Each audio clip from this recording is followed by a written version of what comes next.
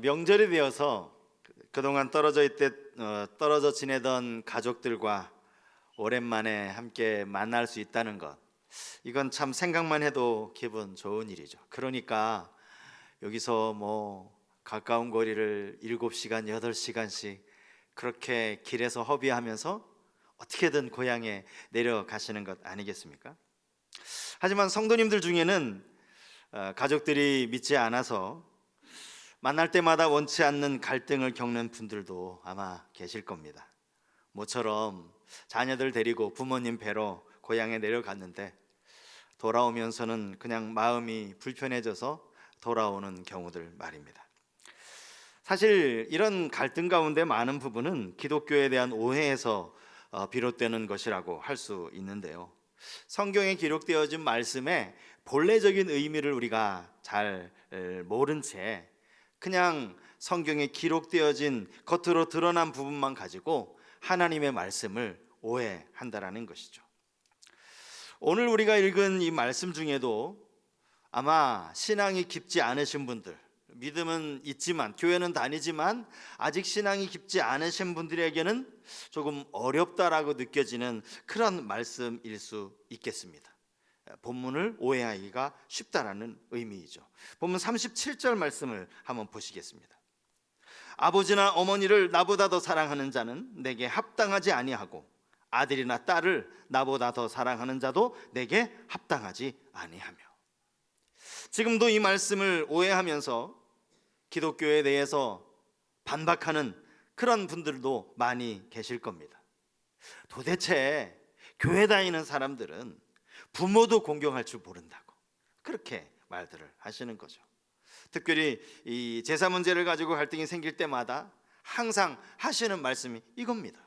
아니 도대체 너희들은 어째서 조상 섬길 줄도 모르냐, 그런 말씀을 하시는 겁니다. 여러분, 성경을 읽어가다 보면 성경 안에 이 글자가 빨간색으로 되어져 있는 곳을 발견하게 되지 않습니까? 그것은 아시는 것처럼 이 말씀이 주님이 직접 하신 말씀이라는 그런 의미이죠. 성경의 저자가 설명을 기록했다든지 아니면 다른 등장인물들의 말을 기록한 것이 아니라 예수님이 하신 말씀, 큰 따옴표라고 할 수 있습니다. 오늘 이 본문도 마찬가지예요. 주님이 하신 말씀이에요.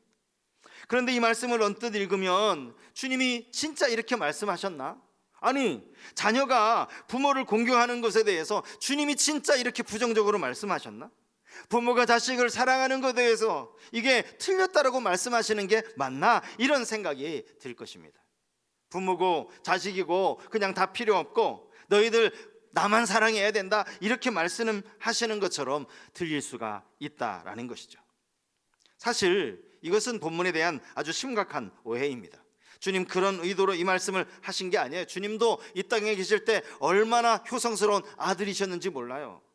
이 말씀을 듣는 제자들도 주님의 말씀을 오해하지 않았을 거예요. 그대로 아마 말씀의 의미가 무엇인지를 제대로 알았을 겁니다.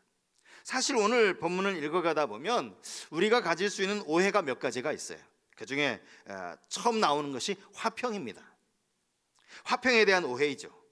주님은 당신이 세상에 화평을 주러 온 것이 아니라 검을 주러 왔다, 이렇게 말씀을 하고 계십니다. 그리고 이 말씀을 하시면서 먼저 뭐라고 말씀하십니까? 사람들이 내가 세상에 화평을 주러 온 줄로 그렇게 생각하는데 아니다, 틀렸다, 이렇게 말씀하고 계시는 거예요. 여러분, 성경에 화평이라는 단어, 또 평화, 평강, 평안, 이런 단어들은 참 중요한 단어예요. 구약 성경에 이 단어가 샬롬이라고 기록되어져 있죠. 이 샬롬, 이것은 히브리어입니다. 그런가 하면 신약 성경은 헬라어로 기록이 되어져 있는데 복음서에도 예수님이 이 평안이라는 말씀을 꽤 많이 사용하셨어요. 주님이 직접 사용하신 단어, 이 평안, 이것은 헬라어로는 에이레네입니다. 발음하기가 좀 쉽지 않을 수 있는데 에이레네, 사실은 샬롬과 같은 뜻이기 때문에 이 단어도 여러분 기억해 두실 필요가 있어요. 요한복음 14장에 보면 우리가 너무나 잘 아는 아주 유명한 말씀이 나오죠. 평안을 너희에게 끼치노니 곧 나의 평안을 너희에게 주노라. 주님이 말씀하신 이 평안, 주님이 직접 입술로 하신 말씀, 이 평안이 에이레네입니다. 이 평안은 세상이 주는 것과 같지 않다라고 말씀을 하시죠. 주님은 분명히 평안을 주시겠다라고 말씀을 하셨어요. 그리고 오늘 이 본문 바로 앞에 주님이 이제 막 제자들을 파송하실 그때에도 이미 평안을 말씀하신 바가 있습니다. 마태복음 10장 12절과 13절 말씀인데요. 또 그 집에 들어가면서 평안하기를 빌라. 그 집이 이에 합당하면 너희 빈 평안이 거기 임할 것이요 만일 합당하지 아니하면 그 평안이 너희에게 돌아올 것이니라. 무슨 말씀하신 겁니까? 복음을 전하는 동안 어느 집에 들어가든지 가장 먼저 제자들이 그 집에 평안을 빌라고 그렇게 말씀을 하신 거예요. 여러분, 이사야 선지자는 구약의 선지자이면서 신약에 이 땅에 오실 메시아를 예언한 선지자로 아주 유명하지 않습니까? 이사야 9장에 보면 그가 메시아를 이렇게 소개하는 장면이 나옵니다. 그는 평강의 왕으로 오실 것이다. 예수님은 평강의 왕으로 이 땅에 오셨습니다. 예수님은 직접 내가 너희에게 평안을 주노라 말씀을 하셨어요. 그런데 주님이 나는 화평을 주러 온 게 아니다 라고 말씀하세요. 예수님 자신이 스스로 지금 모순을 일으키는 것 아닙니까? 사실 그게 아니죠. 주님이 말씀하시는 이 평안과 화평과 당시 사람들이 원하는 화평, 이것이 서로 달랐다라는 거예요. 의미적으로 완전히 달랐다라는 것이죠. 사람들이 생각하는 화평은 그야말로 정치적인 화평이었습니다. 지금 이스라엘이 로마의 압제 가운데 있어요. 로마의 지배를 받고 있습니다. 그래서 이스라엘을 다시 로마로부터 독립해서 자유를 얻게 되는 것, 이것이 그들이 생각하는 화평, 평화였습니다. 또 그들이 생각하는 화평은 경제적인 화평이었어요. 지금 여러 가지로 삶이 힘들고 어렵고 양식 걱정이 만만치 않은데 이 땅에 정말 먹고 사는 문제가 잘 해결되어지는 것, 이것이야말로 진정한 그들이 바라던 평화였다라는 겁니다. 실제로 성경에 나오는 사건 하나가 이들이 원하는 평화가 바로 이 경제적인 부분이었다는 것을 금방 우리에게 보여주는데요. 그게 뭐냐면 우리가 잘 아는 오병이어의 기적입니다. 물고기 2마리, 보리떡 5개로 장정만 5,000명을 먹인 이 기적, 요한복음에 보면요, 이 기적을 행하시고 난 다음에 사람들이 예수님께 어떻게 반응하는지, 또 예수님은 사람들에게 어떤 태도를 보이시는지, 이것을 아주 극명하게 대조시키고 있습니다. 요한복음 6장 15절 말씀입니다. 그러므로 예수께서 그들이 와서 자기를 억지로 붙들어 임금으로 삼으려는 줄 아시고 다시 혼자 산으로 떠나 가시니라. 이게 지금 오병이어의 기적을 보여주신 이후에 기록되어진 말씀이에요. 사람들이 예수님을 붙잡아서 예수님을 임금 삼으려 했다는 거예요. 예수님, 당신이야말로 이 나라의 왕이 되셔야 합니다. 당신이 이 땅의 왕이 되어 주십시오. 그런데 예수님은 정작 사람들을 떠나서 멀리 산으로 가셨다는 거예요. 왜 사람들이 예수님을 왕으로 세우려 했을까요? 그들이 바라던 평화, 평강, 이것이 경제적인 문제였기 때문에. 예수님이 왕이 되면 우리 먹고 사는 거 걱정 없겠다. 예수님이 이 나라의 왕이 되면 우리 경제적인 문제 해결된다. 우리는 평화를 누릴 수 있다라고 생각을 한 거죠. 하지만 주님이 진정 사람들에게 이 땅에 주시기 원하는 평화는 그런 평강이 아니었기 때문입니다. 여러분, 혹시 우리 중에 이제 정말 교회 잘 다니면, 예수 잘 믿으면 정말 우리에게 이런 경제적인 평강을 주시겠지, 우리 삶이 좀 나아지고 경제적으로 좀 풍요하고 부유한 삶이 되어지겠지라고 기대하시는 분이 계신다면 우리는 여전히 평강의 의미를 잘 모르는 거예요. 여러분, 예수 믿는다고 예수 믿는 모든 사람들이 다 경제적으로 막 수입이 올라가고 또 부유해지고 아파트가 더 넓은 평수로 이사가고 그렇습니까? 그렇지 않습니다. 오히려 예수를 믿고 나서 더 어려운 삶을 살아가시는 분들도 주위에 얼마나 많이 계신지 몰라요. 그렇다고 그분들이 평안을 못 누리느냐? 그것도 아닙니다. 경제적인 풍요를 누린다고 해도 여러분, 그것이 진정한 평안이라고 말할 수 없는 거예요. 성경이 말하는 진정한 샬롬, 진정한 에이레네, 이것은 어떤 외부로부터 오는 외적인 환경이 가져다 주는 것이 아닙니다. 우리 마음 속에서, 우리 마음 중심에서부터 흘러나오는 것이라는 사실이죠. 그런 의미에서 우리가 화평에 대해서 잘 이해할 필요가 있습니다. 그리고 나서 주님은 이런 말씀을 하셨어요. 내가 검을 주러 왔다. 도대체 이 검을 주러 왔다라는 말씀은 어떤 의미겠습니까? 주님이 말씀하신 이 검은요, 말 그대로 당시 군인들이 허리에 차고 있던 칼을 의미합니다. 그런 의미에서 검은 전쟁을 의미하는 것이고 분쟁을 의미하는 것이라 할 수 있겠죠. 물론 사람을 죽이는 그런 전쟁, 이런 전쟁이 아니라 영적인 전쟁을 의미하는 것입니다. 사실 여러분, 영적인 전쟁이요, 칼로 그냥 사람을 찔러 죽이는 이런 전쟁도 참혹하지만 이게 훨씬 더 치열한 전쟁이 영적 전쟁이에요. 주님은 요한복음 15장 18절 이하의 말씀에서 이렇게 가르치십니다. 세상이 너희를 미워하면 너희보다 먼저 나를 미워한 줄을 알라. 너희가 세상에 속하였으면 세상이 자기의 것을 사랑할 것이나 너희는 세상에 속한 자가 아니오 도리어 내가 너희를 세상에서 택하였기 때문에 세상이 너희를 미워하느니라. 주님이 세상에 속해 있던 우리들을 구원하러 이 땅에 오셨어요. 그래서 주님은 세상으로부터 미움을 받으셨습니다. 주님이 미움받은 가장 그 미움의 극치가 무엇입니까? 십자가입니다. 죄수들이 달려 죽는 그 십자가의 처형을 주님이 받으신 것이죠.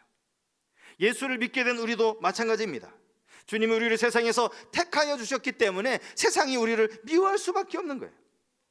그러므로 우리는 그 미움을 두려워해서는 안 됩니다.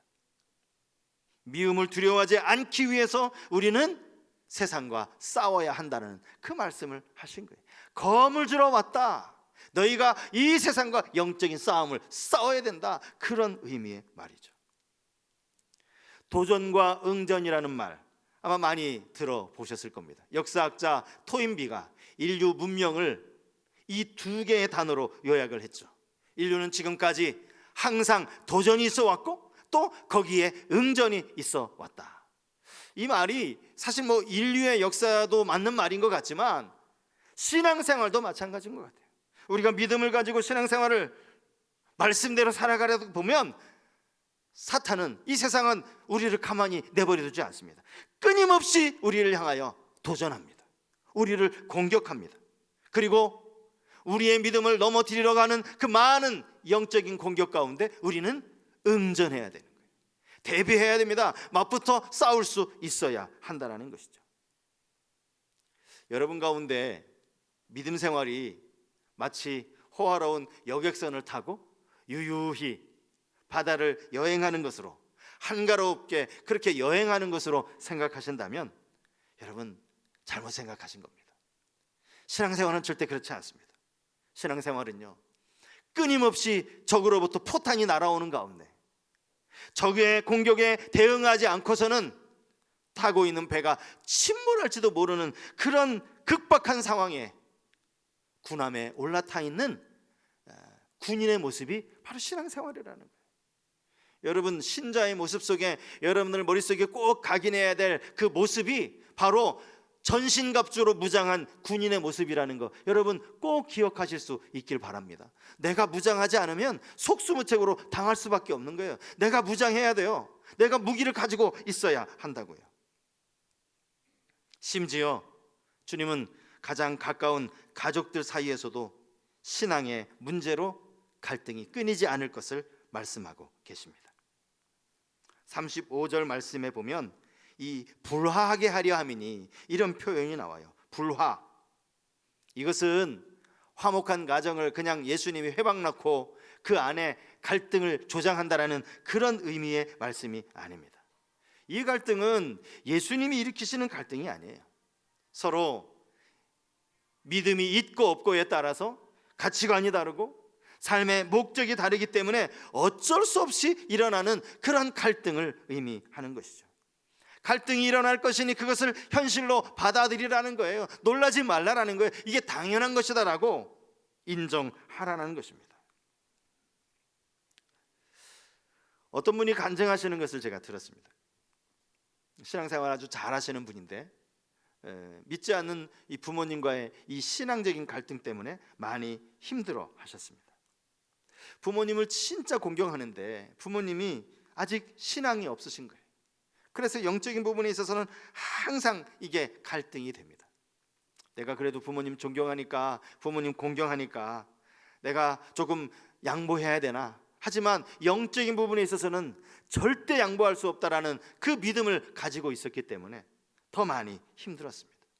많은 어려움을 십자가, 내가 져야 할 십자가로 생각하고 그렇게 참아내셨답니다. 부모님의 영혼 구원을 위해서 끊임없이 기도하셨다라는 것이죠. 그리고 그러던 중에 우연히 부모님께서 교회를 다니시게 되었는데 하나님의 은혜로 세례까지 받게 되셨다는 거예요. 기도가 응답된 것이죠. 어버이날이 되어서 이제 모처럼 가족들이 모였답니다. 그래서 부모님께 그동안 저희들을 이렇게 낳아주시고 또 길러주신 그 부모님 은혜 참 감사합니다 라고 이렇게 말씀을 드렸더니 부모님이 뜻밖의 이런 말씀을 하시더랍니다. 내가 육신으로야 내가 너희들을 낳아서 기른 것이 맞지만 영적으로는 네가 나를 예수를 믿게 하고 신앙을 갖게 해서 네가 나를 다시 태어나게 했으니 영적으로는 내가 너에게 감사할 일이지. 깜짝 놀란 말씀을 들은 거예요. 사실 이분의 간증의 내용이 꽤 길어요. 제가 짧게 요약을 해서 지금 말씀을 드린 거예요. 신앙의 문제 때문에 부모님께 혼나기도 많이 혼났고요, 또 억울한 이야기를 막 들을 때마다 눈물도 참 많이 흘리셨답니다. 그러면서 그렇게 끝까지 기도한 거예요. 여러분, 부모님이 교회를 나오시게 되는 그 계기가 그냥 쉽게 된 게 아니었다라는 것이죠. 많은 기도가 있었고 많은 눈물이 있었고 많은 인내가 있었기에 결국 부모님이 예수를 영접하게 되셨다라는 거예요. 그러면서 이 말씀을 하시더라고요. 만약 자기가 이 그 부모님과의 이 갈등을 겪는 게 싫어서 내가 좀 양보하고 말지, 내가 조금 타협하지 라고 종교 문제 때문에 괜히 가정이 시끄러워지는 것이 싫어서, 부모님과 사이가 멀어지는 것이 싫어서 그렇게 타협했다면 과연 부모님이 신앙을 갖게 되셨을까? 이런 이야기를 하시더라고요. 여러분, 갈등을 피하려고 양보하는 것은요 절대 부모님 공경하는 게 아닙니다. 그것은 마귀의 공격에 지는 것입니다. 우리는 이 사실을 잊지 말아야 합니다. 사람의 원수가 자기 집안 식구일 것이라는 이 말씀, 이것은 믿음으로 인한 필연적인 갈등을 말씀을 하시는 거예요. 왜 주님이 이런 말씀을 하셨을까? 제자들 앞에 왜 이런 말씀을 하셨을지를 한번 잘 생각해 보십시오. 주님은 가족들과 서로 원수가 되라고 한 번도 말씀하신 적이 없습니다. 원수가 될 것이라고 말씀하셨어요. 원수가 되라가 아니에요. 어쩔 수 없이 이 문제로 인해 서로 갈등을 겪을 것이고 그래서 마치 원수지간처럼 될 것이라고 말씀을 하신 거예요. 그럴 수밖에 없는 현실을 말씀하신 것이죠. 그것을 인정하고 그것을 피하려 하지 말라, 주님 그 말씀하고 계신 겁니다. 그러면서 주님은 합당한 삶이 무엇인지를 말씀하고 계세요. 오늘 본문에 보면 합당치 않다라는 이 말씀을 주님 3번에 걸쳐 말씀하고 계시는데, 뭐가 합당치 않으냐? 아버지가 아버지나 어머니를 나보다 더 사랑하는 자, 아들이나 딸을 나보다 더 사랑하는 자, 그리고 자기 십자가를 지고 나를 따르지 않는 자, 이들이 다 합당하지 않다라고 말씀을 하시는 거예요. 부모와 자식과의 관계에 대해서는 앞에서도 이미 말씀을 드리지 않았습니까? 주님은 사랑의 우선순위에 있어서 당신을 제일 먼저 사랑해야 한다라는 그 말씀을 하고 계시는 거예요. 부모를 사랑하지 말라는 의미가 아닙니다. 부모 사랑하지 말고 나만 사랑하라, 그런 의미가 아니에요. 사랑에 있어서 우선순위를 말씀하고 계신 것이죠. 가만히 말씀을 준비하면서 말씀을 전하는 나는 어떤가, 저 자신에게 한번 적용을 해보았습니다. 내 자식을 사랑하는 마음보다 나는 정말 주님을 더 사랑하고 있는가? 한번 여러분들 스스로에게 질문을 던져보시기 바랍니다. 나는 내 부모님, 내 자녀들 사랑하는 것보다 정말 주님을 더 사랑하고 있는가? 주님의 말씀은 우선순위에 있습니다. 주님을 사랑하면 내 이 많은 사랑, 내가 지금 100가지를 가지고 있는데 이것 가지고 50을 주님께 드리면 나머지 50밖에 자녀들을 못 사랑하는 것이 아닌가. 주님을 80을 드려버리면 나머지 20 가지고 무슨 자녀들을 사랑할 수 있나. 여러분, 그런 개념으로 계산하시면 안 돼요. 주님을 우리가 사랑하면 사랑할수록 오히려 주님으로 인하여서 내 육신의 자녀들, 내 육신의 부모를 더 공경하고 사랑하게 되기 때문이라는 거예요. 10개에서 이쪽 떼주고 나머지 것으로 사랑하고 그런 개념이 아니라는 거죠. 오히려 우리의 문제는요, 자녀를 향한 사랑이 너무 큰 나머지 주님을 향하는 사랑이 식어진 것이 아닙니까? 내 자녀는 너무 사랑하는데 자녀를 향한 그 사랑의 마음이 더 커서 오히려 주님께 드릴 사랑이 부족하지 않느냐는 겁니다.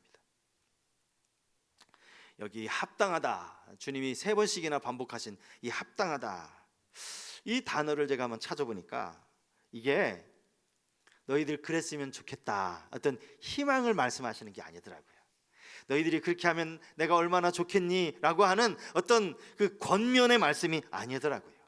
여기 합당하다라는 이 단어를 원어의 뜻을 찾아보니까요, 어떤 평가 기준에 알맞다 이렇게 되어 있어요. 기계를 평가하는데 그 기준에 알맞다, 적절하다 이런 뜻이라는 거예요. 그러므로 합당하지 않다라는 말은 어떤 의미가 되겠습니까? 그 기준을 통과하지 못했다라는 말이에요. 자격이 없다라는 말이에요. 실제로 쉬운 성경에 보면 여기 합당치 않다라는 말 대신에 자격이 없다 이렇게 번역이 되어 있어요.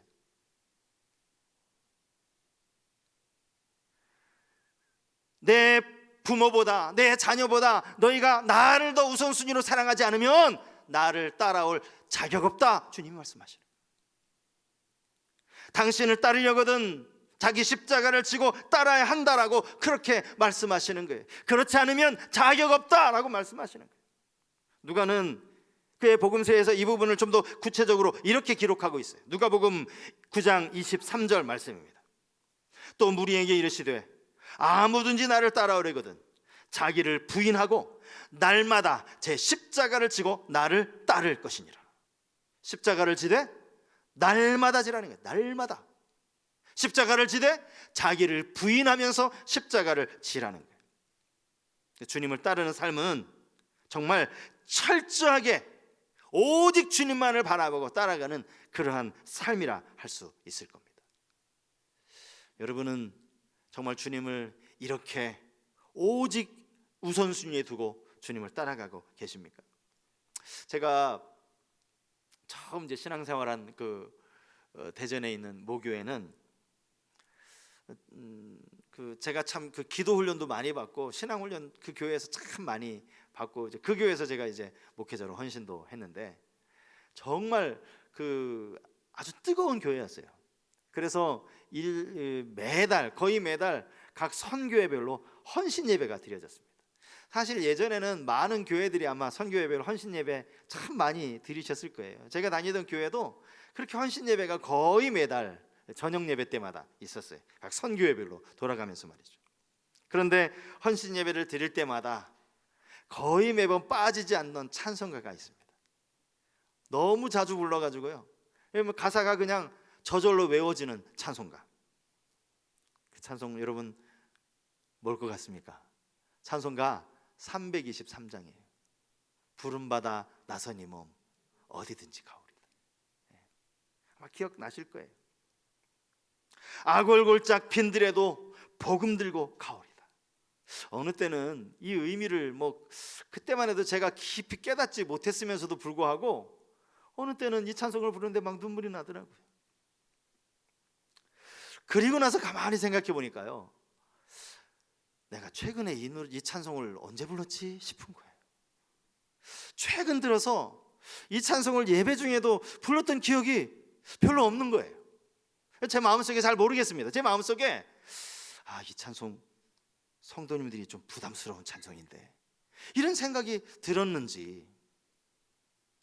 이 찬송가 가사가 그렇지 않습니까? 아골골짝 빈들에도 복음 들고 가오리다. 여러분, 이게요, 저 신학생들이 부르는 찬송이 아니에요. 신학교에서나 정말 목회자로 헌신하는 사람들이 부르는 찬송이 아니라는 거죠. 정말 내가 주님을 따르겠습니다라는 각오가 되어 있는 사람. 주님은 모든 민족을 제자 삼으라고 그랬어요. 우리 모두가 주님의 제자인 셈이에요. 주님을 따르겠다라고 말하는 사람, 우리 모두가 불러야 할 찬송이라는 거예요. 찬송가에 있잖아요. 이게 신학교 교가가 아니라고요. 과연 정말 우리는 주님을 이렇게 다 버려두고 따를 만한, 주님 자기 십자가를 지고 따를 만한 그런 믿음이 있는가? 주님은 그것을 우리에게 요구하고 계십니다. 주님은 이제 제자들을 위로하고 계세요. 본문 40절 이하의 말씀입니다. 지금까지는 제자들이 복음을 전하면서 겪어야 될 고난과 또 그에 대한 마음에 가질 각오에 대해서 말씀을 하셨다면, 이제 제자들이 복음을 전하는 중에 사람들로부터 영접도 받고 환대도 받게 될 것이다, 이 말씀을 하고 계시는 겁니다. 제자들을 영접하는 것은 곧 예수님을 영접하는 것이요, 예수님을 영접하는 것은 하나님을 영접하는 것이라고 이렇게 말씀하고 계세요. 여러분, 이게 제자들 입장에서는 이게 얼마나 과분한 이야기입니까?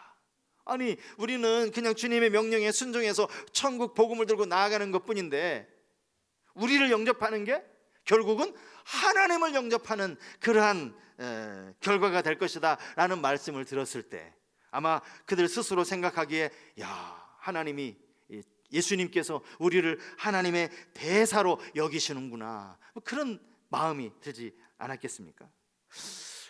얼마나 위로를 받았을까, 그런 생각이 듭니다. 이 말씀을 듣는 제자들이 목이 뻣뻣해지면서, 맞아, 내가 하나님 대사지, 여러분, 그런 교만한 마음이, 거만한 생각이 들었겠습니까? 오히려, 그래, 내가 정말 하나님의 대사로서 부족함이 없이 정말 하나님 앞에 열심히 맡겨주신 사명 감당해야지, 그런 생각을 하지 않았겠느냐고요. 선지자의 이름으로 선지자를 영접하고 의인의 이름으로 의인을 영접하는 자에게 동일한 상을 약속하십니다. 뿐만 아니라 냉수한 그릇 대접하면요, 결단코 그 상을 잃지 않겠다, 주님이 이런 말씀하세요. 사실 이 당시 주님이 말씀하신 냉수한 그릇은 어떤 의미에서 보면 그냥 고생하고 있는 사람에게 취할 수 있는 가장 작은 섬김이라고 할 수 있어요.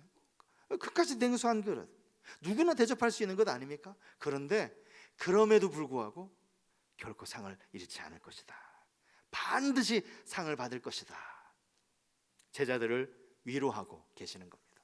너희들이 물론 고난도 있고 박해도 있겠지만, 그래서 잘 영적 전쟁을 위해 무장해야 되겠지만, 너희를 반겨주는 사람도 있을 거야, 너희를 환대해주는 사람도 있을 거야, 그 말씀하시는 거예요. 코로나 중에, 사실 코로나 이전에는 우리 교회 꽤 많은 우리 이제 권사님들이 같이 이제 이 노방 전도팀에 전도하는 일에 열심히 섬기셨는데, 코로나가 되면서 사실 전도용품을 뭐 교회에서 구입을 해도 뭐 접촉이 안 되니까, 그래서 할 수 있는 게 이렇게 피켓을 하나씩 들고 오리역에서 피켓 전도를 했습니다. 제가 권사님들하고 이야기를 나누면서 뭐 이런 이야기를 해주시는 것을 들었어요. 이렇게 피켓을 들고 있으면, 이 당시 이제 코로나 때문에 교회가 좀 오해를 받았을 때니까, 지나가면서 상당히 불쾌한 표정을 가지고 쓱 쳐다보며 지나간다는 거예요. 번쩍도 안 난다는 거예요. 예전같이 이렇게 뭐 전도용품을 나눠주면 아마 툭 치고 필요 없더라고, 아마 그렇게 했을 텐데, 이제 피켓만 들고 이렇게 전도를 하시니까 영 언짢다는 표정으로, 뭐 갑자기 식사한 게 얹혔는지 뭐 그런 표정을 가지고 지나가시더라는 거예요. 그런데요, 가끔가다 한 분이 피켓 전도팀 그 권사님 앞에 다가와서, 추운 날씨에 수고 많으십니다. 제가 어느 교회 권사입니다. 제가 어느 교회 집사입니다. 이렇게 추운데, 이렇게 더운데 얼마나 고생이 많으십니까? 참 수고하십니다. 이런 이야기를 들려주시더라는 거예요. 그러면서 권사님이 힘을 얻었다는 거예요. 위로를 받았다는 거예요. 그렇지 않겠습니까? 전도하는 일에 모든 사람들, 만나는 사람들 모두 다 박해하고, 물론 고난이 있고 박해가 있겠지만, 분명히 그들을 환대하는 사람, 그들을 기쁨으로 영접하는 사람이 있을 것이라는 이 사실을 주님이 우리 전도팀을 통해서 보여주신 것 아니겠느냐고요. 사랑하는 여러분, 우리의 믿음은 절대 타협하는 믿음이 되지 말아야 합니다. 우리가 가진 복음에 대해 우리는 단호한 태도를 가져야 합니다. 우리 안에 정말 주님을 따르기 원하는 마음이 있다면 우리는 먼저 우리를 부인하고 십자가를 질 수 있어야 합니다. 주님을 위해서 목숨을 버릴 수 있다라는 이런 각오까지 가질 수 있어야 합니다. 그럴 때 주님은 그때그때 필요에 따라 우리를 환대하는 사람들, 우리를 위로하고 격려해 주는 사람들을 만나게 하실 겁니다. 한 주간도 우리가 주님의 제자로 또 살아갈 때에 그렇게 주님의 뜻에 순종하며 살아가는 우리 모든 성도님들 되실 수 있기를 바랍니다. 세상과 타협하지 아니하고 주님 보시기에 합당한, 주님이 합당히 여기시는 그러한 주님의 제자로서 살아갈 수 있기를 주님의 이름으로 축복합니다.